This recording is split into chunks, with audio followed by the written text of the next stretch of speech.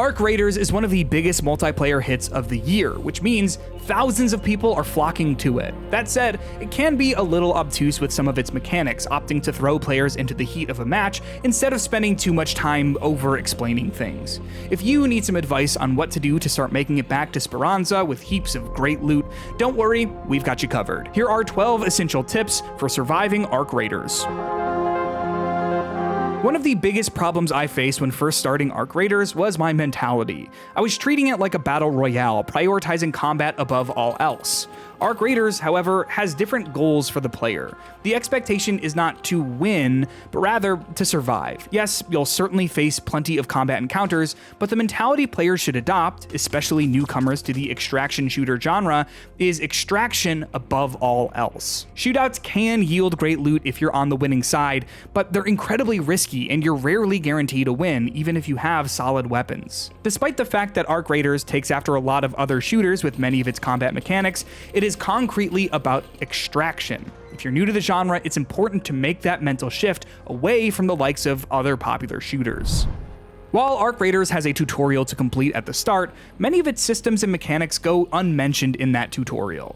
That said, the early vendor quests that you can access by talking with individual vendors and then tabbing over to their quest menu do a great job at introducing more of the minute details and systems Arc Raiders is all about, while also letting you earn some great rewards that can be useful as you get rolling. Additionally, quests can help you identify where to find specific resources and introduce you to some of the Arc enemy types patrolling the wasteland, which can help drastically increase your game knowledge in the early hours.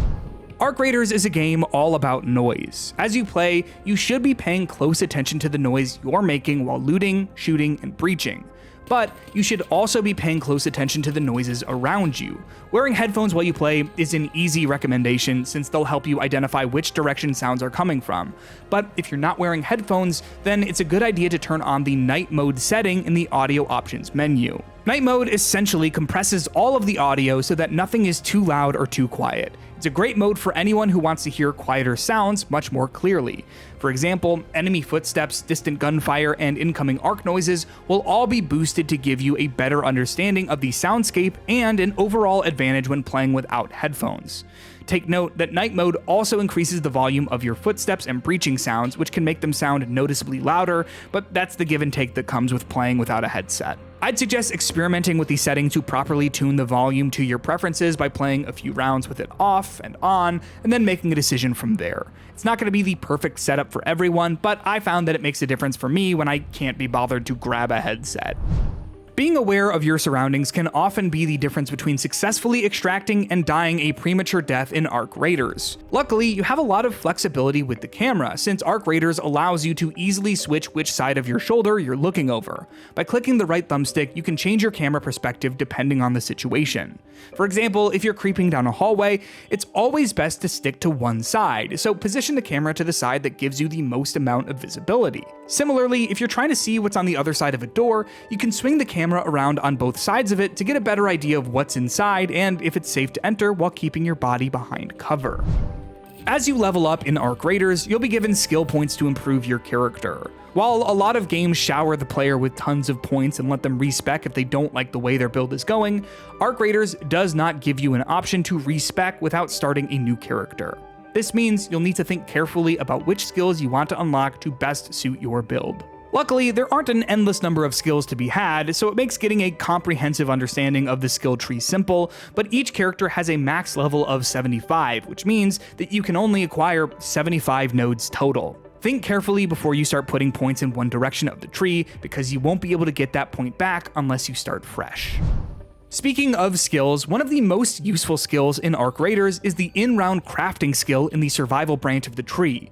It's pretty early on in the tree, so it doesn't take a lot of points to acquire if you aren't planning on speccing into the survival branch, but it's essential for increasing your survivability mid-match. The skill lets you craft a small handful of items using materials in your backpack while you're out looting.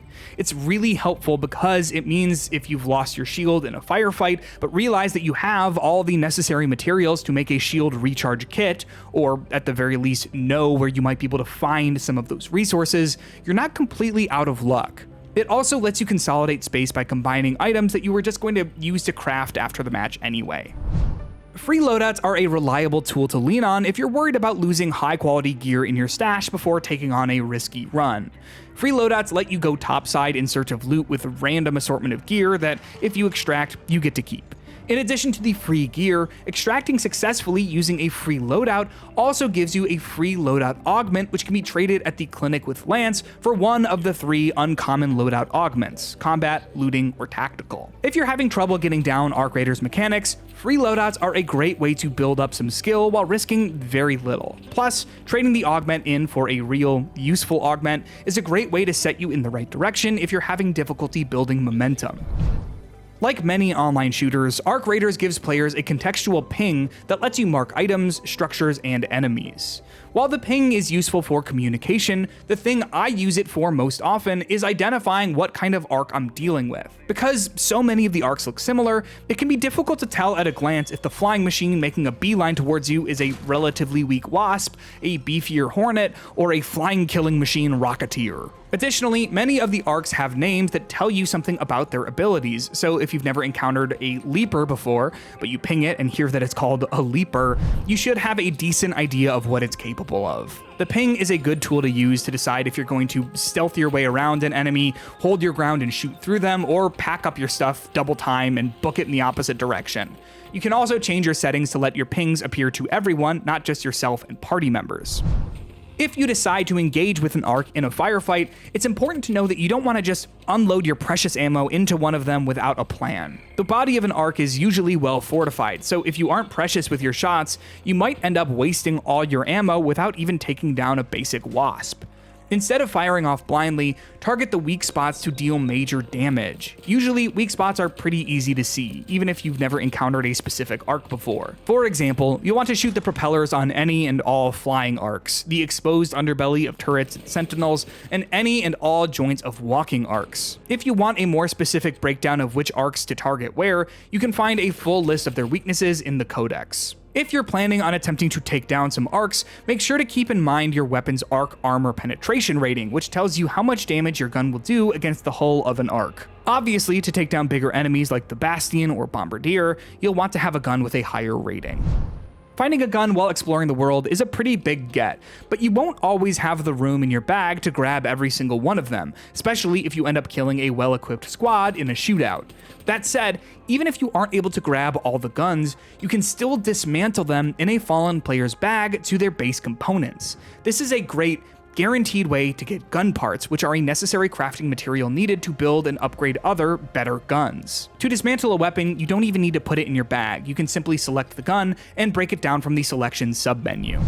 There are a lot of different things to check up on between missions in Arc Raiders. However, you'll want to make sure that you check in with Scrappy the chicken as often as you can in the workshop. Scrappy passively collects basic loot for you while you're out looking for bigger, rarer supplies, so you don't want to neglect him anytime he pops up with a yellow notification on the workshop tab. On top of collecting supplies from Scrappy, you can also train the little guy to get better gear by collecting specific things he wants. Scrappy functions similar to workbenches and the like, so you'll want to keep your eyes peeled topside for whatever he needs. One of the interesting selling points for Arc Raiders is that combat between players is entirely optional. It's up to you if you want to run headfirst into the action, guns blazing, or communicate with other players and settle things peacefully. Hey, don't shoot!